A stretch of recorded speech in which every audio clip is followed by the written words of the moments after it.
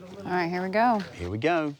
Today, in the Concrete Coliseum, we have a battle for the ages and of the ages. In this epic generational showdown, a team of experienced concrete veterans Looking good, looking good. will face off against a pair of up-and-coming concrete mercenaries out to make their mark. I suppose it's that time. I'm on fire. With one team already claiming a spot in our semifinals, the question remains, which of today's dynamic duos will solidify their place alongside them, and which will be stonewalled from the competition? To find out, let the concrete combat commence. Welcome to Concrete Combat. I'm your host, Brittany Goodwin.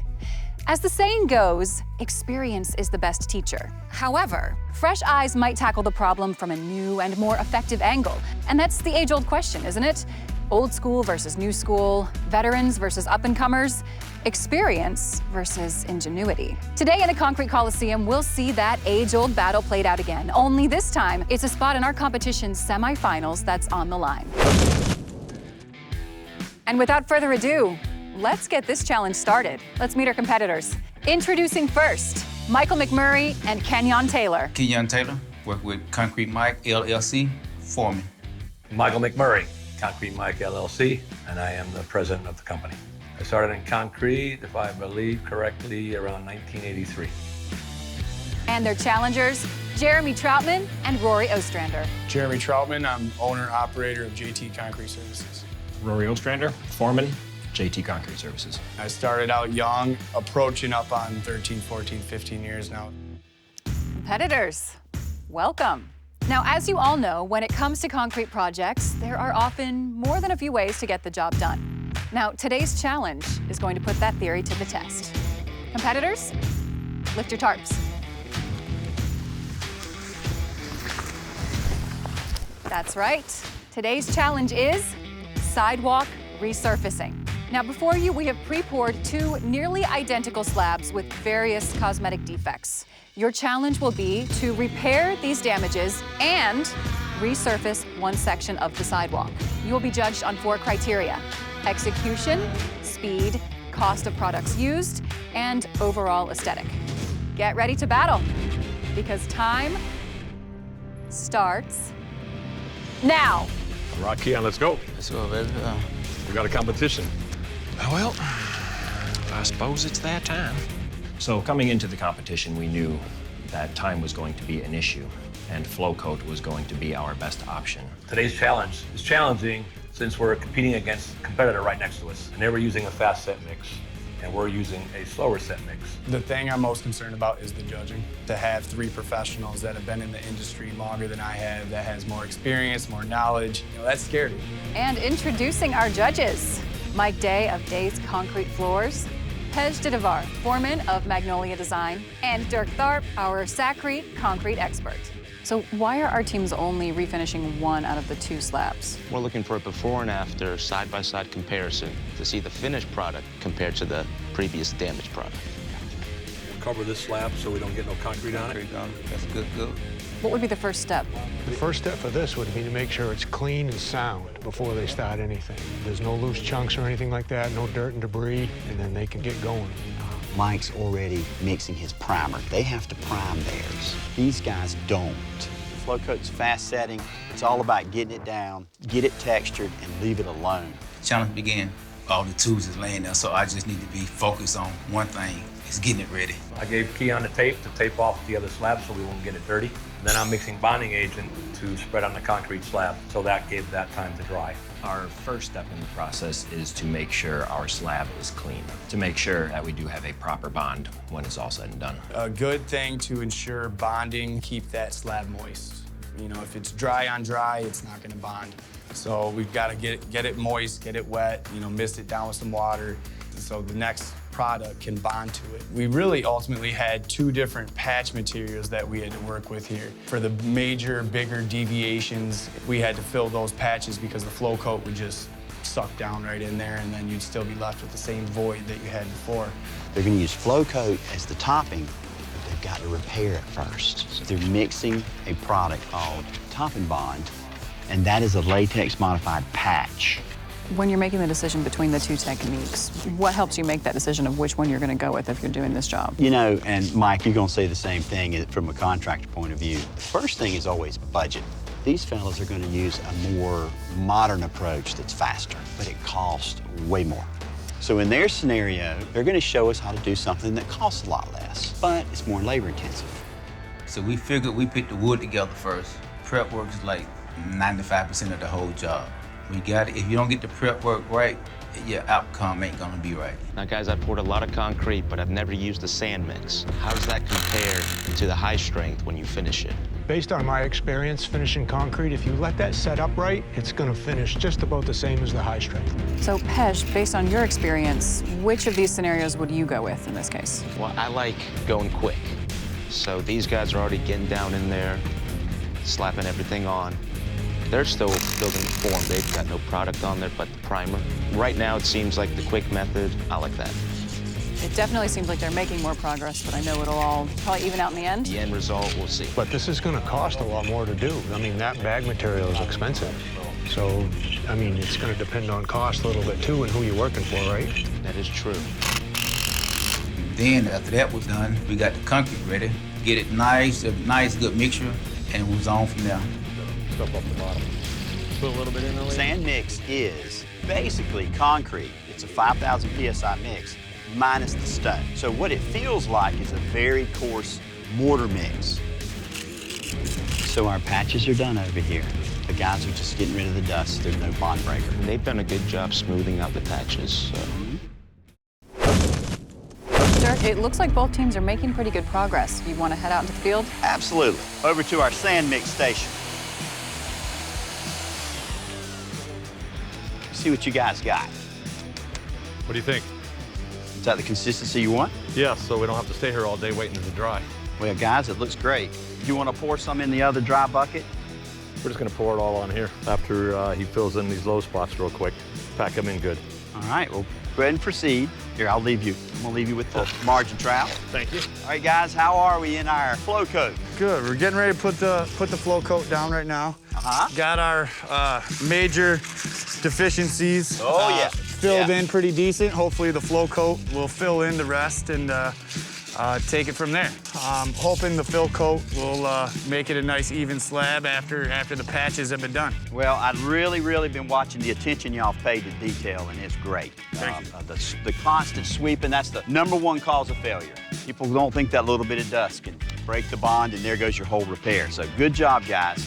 So go ahead and get the mixing, and I'll get out of your way. Thank you, sir. I don't know if I'm strong enough for this. So as we're mixing, we're trying to keep in mind that we only have so much time, not knowing how much time it actually is. You have a short shelf life on the product. Now, is this technique that Kenyon's using typical for damage repair? Well, using the sand mix product at that thickness, it's not really a typical technique. I personally wouldn't have used it, but we'll see what happens. Yeah, so you put a little water on it so it grip the concrete that's there. It'll make a good tight bond. It packs it into, compresses it so there's no voids in the holes. Looking good, Keon. Appreciate it. Pull that fucking motor up. I need to remix, it's okay?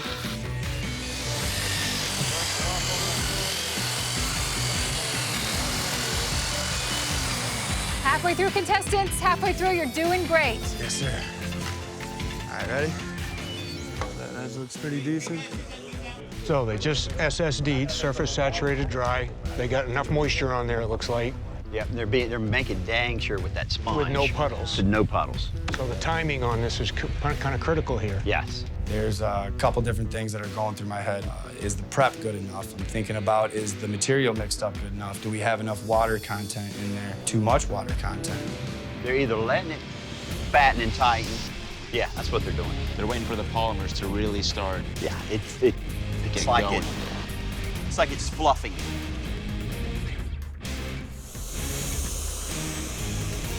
The thing is, once you pull the trigger, you got to go. So they're making sure that the soup is just right in the pot. So it's really one shot, that's it. One shot.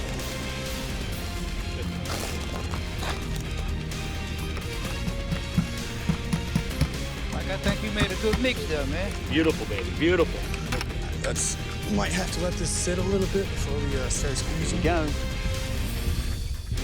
go. And the mud is hitting the table. There you go. I like that, Mike. What do you think about that consistency? Yeah, it looks pretty good, yeah. So now they're gonna leave that and use the squeegee to fill in everything else. Within 3 minutes of putting that product down, you could tell it wasn't concrete. You know, it's just, it was different. Like, you could very much tell it was definitely something out of my realm. So they don't have long before this stuff starts setting up on them. I could see it already setting up. It's a rocket in a bucket. One of your choices when you're looking at these two product approaches, this product, you can walk on this in 4 hours. As a homeowner, that's appealing. It's boom, right. It's gonna set, you get the broom on it, it's stronger than the concrete it's attached to. Over here, this is gonna be at least 5,000 PSI. Once again, because we added all that polymer and it's chock full of cement, because that is really concrete minus stone. And then once the end of the squeegee came off, I'm like, oh, well, that's the cover to the squeegee, not the actual squeegee itself. So using the actual plastic cover wasn't too bad. I feel like the material could have been a little looser for the squeegee, but yeah, that kind of threw me for a loop. Meanwhile, that is looking really good. Our guys over here with the sand mixer, where they're cleaning up their tools, it's a little bit of a waiting game over here. It's gonna tighten up now before they start running their edges. Speed just come automatically in the hot weather. We got to hit a certain speed to go with it. We take our time, it ain't gonna wait on you. It's gonna take off. So this is critical here. They're brooming this now. Right. That's the critical finish. This is right that there. last step we talked about. So this is it for them. After this, there's no going back. After this is leave it alone, other than moisten occasionally to help it cure. Now you know that ain't right. What's that? Everything. You know, you got the veterans and you got the rookies, so it's not too bad. Not too bad. Age versus beauty. What do you want me to say? We got that over here. Well, always when you have a competition, you got to get in the mind of your competitor to help take his mind off his task. Yeah, I enjoyed throwing my little one-liners. They're feeling granules.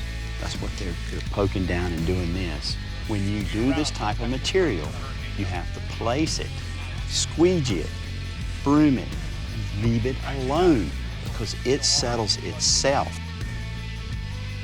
Some finishing touches here, and then we're gonna have to play the waiting game for the other team because, you know, they can't seem to get their act together over there. Contestants, you have 10 minutes left on the clock. As I'm working the concrete, getting the finishing touches on the floating, the edges to be perfect, waiting for the broom to start, and I hear the clock, hey, time's almost up. I'm immediately looking, okay, how far do we gotta go? Is the mud ready? Are we where we need to be, or are we behind? Now, you notice the steps he's doing now, Brittany. He's edging it, and what that'll do is it helps it separate from the form. So when you pull the form, the edges don't pop off. Plus, it looks nice. Right. So it's just one of those professional craftsman touches he's doing. We call it picture framing. When you go all the way around, there's this nice perimeter. That's called the picture frame. Looking down after we had put the final broom, we see some imperfections we weren't quite anticipating. My attention to detail couldn't let those little imperfections go, and it's literally driving me nuts. What do you think? You guys are almost done, and we're almost there with you. And we use slow set. We're cleaning up, getting ready to take lunch. You guys want us to pick something up on the way back if you're still here? We got sleeping bags. Hey, concrete, patience is a virtue when you want perfection. As time is running down and we're looking at the other competitors, I feel like we are ahead of the game and we had put ourselves in a pretty good position to win the competition. We are ready to broom the concrete. If we get on it early, we can always fix it. But if you get it on late, you're in trouble, because then the broom ain't gonna make a mark on the concrete. All right, contestants, time is almost up. In 10, 9, 8, 7, 6, 5, 4, 3, 2, and 1. Perfection. Nice job, guys. High fives. All right, teams. Congratulations on a successful battle. We're gonna let your slabs cure for about an hour, then we'll meet back here for the judges' weigh-in. Great job. We'll see you soon. No joke. As I looked down at our final product, I was disappointed. I am such a control freak, a quality control freak at that something that might not stand out to you is gonna haunt me in the back of my head. We are perfectionists. Look down at that project. We're done. It looks good, man. It was just perfecto. Combatants, welcome back. We've given your slabs an hour to cure, and now the judges will review your work.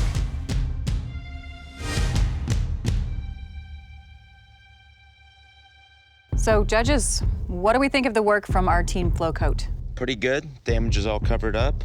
Broom finish. It's pretty nice. Yeah, I mean, guys, overall, I think you did a pretty good job. How do you think the material felt to you?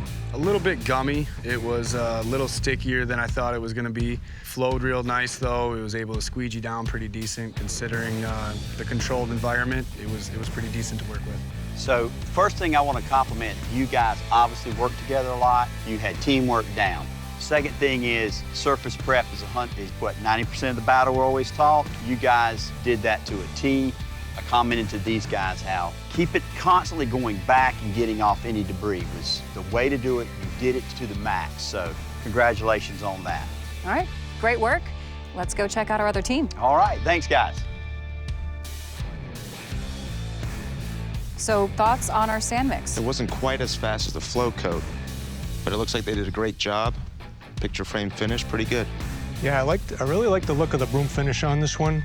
Guys, how did it feel like working with this sand mix? Something new, but it went pretty well. It took off a little fast, but it was in a good range with it. Yeah, the water ratio was crucial, because usually in Florida I would have added a lot more water to give it more workability. The mix was, to me, very good. Tight, and it dried actually quicker than I expected it to, with no polymers in it and additives. We will use that again. It's pretty good. All right, well, now that we've looked at the top, got to check the side. I want to see how that line went with putting the topping on. So excuse me, y'all, and I'll take off this form. I didn't know that was part of the competition. We didn't worry about the edge. Uh-oh. I didn't really focus on getting them edges spotless, so I actually was a little nervous. Like, oh, I didn't know I'm going to pull the form boards. Oh, no, we didn't know you was going to take the form off, so we automatically thought we was talking to, hey, man, we ain't beat the form. We beat it.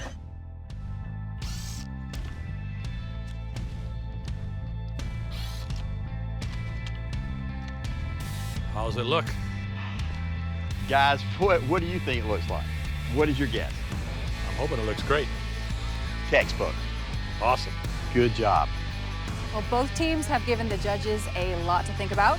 Contestants, if you'd like to step out, the judges will reconvene and we'll be back with a final verdict. All right, judges. So as we've seen, we had one team who worked quickly, but the product that they were working with, they kind of ran into a few pitfalls. Another team, while it was a slower go, really ended up with a beautiful finish, beautiful product. What are your overall thoughts? I've seen beautiful results with Flow Coat. The thing is, it's a wonderful product, but you have to practice, you have to have used it and learn as you go. The cardinal principle is don't overwork that material. I do love the speed aspect of the Flow Coat. They started off fast, got it down quick. They were still putting up the forms. Mm-hmm. Yeah, I mean, if we're comparing cost between the two guys, I mean, the Flow Coat is definitely more expensive per bag. And it actually kind of requires an extra person to apply. You need a team, whereas the sand mix is a very inexpensive product. And it's also a product you could do on your own if you needed to. All right, judges, these are a lot of great thoughts on the Flow Coat. Now let's talk about the sand mix. Well, it took a while to get the forms up, but after that, they worked surprisingly fast, and I'm pretty happy with that. Yeah, and I agree. I mean, they did work pretty fast. The product set pretty quick for them, and I love the way how the finished look turned out on it. I'm telling you, when you can see that clean of a cap and it is bonded as well as that, I said it before, I'll say it again, textbook. So then, what are your thoughts on the overall aesthetic? Well, if we're talking about how the Flow Coat looks, the broom finish, it looks pretty good, especially compared to what the original product looked like. Mike, I'll have to agree. They did a pretty good job, covered up all the damage, broom finish, pretty nice overall. Well, that leaves me to be the hard guy. I feel that finish is way too wavy. Those dark spots aren't going to go away that I can see in the surface. That's where finger impressions were. It's, once again, too much messing with the top, and it will not repair itself. You're going to see those blemishes. So all of these things considered, Do you think we have enough to reach a verdict? We've talked, and I think we have enough to reach a verdict. Let's bring our contestants in. Combatants, congratulations on a hard-fought challenge. Your task of resurfacing a slab walkway was certainly no cakewalk. Both teams gave it their all, but ultimately only one of you can move on to the next round in our competition. We're feeling confident at this point. I mean, you know, we can look at the other team and they're confident as well. Now, your projects were judged on 4 criteria. Execution. Did you use proper site prep, proper product selection, proper mixing techniques? Speed. How quickly did you complete the challenge? Cost. How much would your project cost to replicate in the real world? And overall aesthetic. Just how good did your finished product look? With all of these things considered, the judges have reached a verdict. I am confident that the work was done well, but I was very nervous. Are we the best over our competitors? I feel the crippling paranoia setting in on me as the bright lights are on me and you can feel the heat and the pressure start. And the winner is Kenyon and Concrete Mike. Oh, yeah. Great job, both teams, great work. I was very excited about the whole thing, man. This guy's my good luck charm, man, I tell you. I don't have them good days with him. A lot of concrete people in America, a lot of companies. So today to be the champion is awesome and couldn't be more happier, for sure.